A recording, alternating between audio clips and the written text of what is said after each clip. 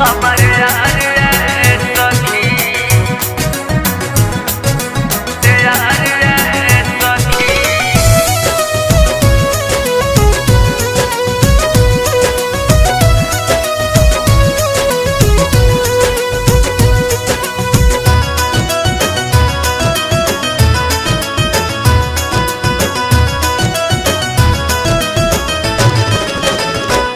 हमर भीतर भीतर फाटता करे जा, काहे छोड़ल बड़ा भगवान अकेले जा।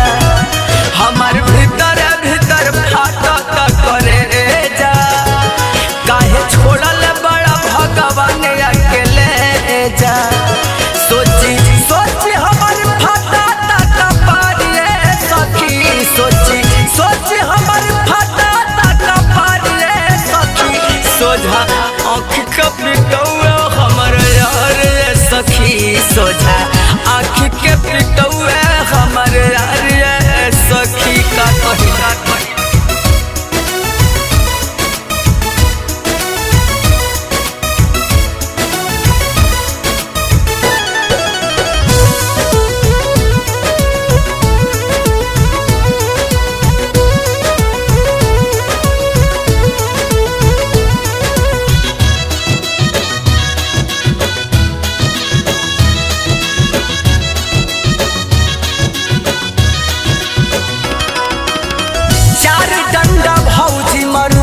चार थप्पड़ माई एकदम कसाई लेखा हिकत रहुए भाई।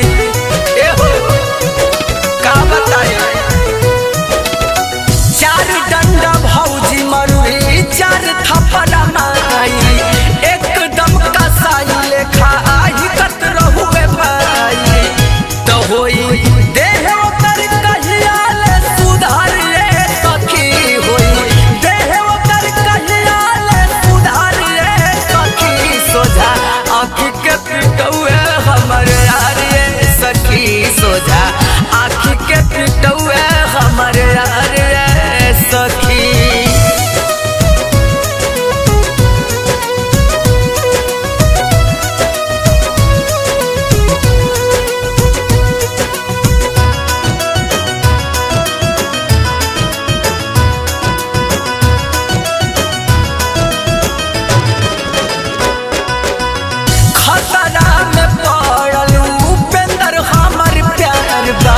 चढ़ले 104 डिग्री राज के बुखार बा। का कही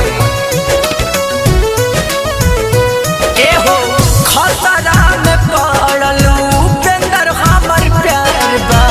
चढ़ले 104 डिग्री राज के बुखार बा।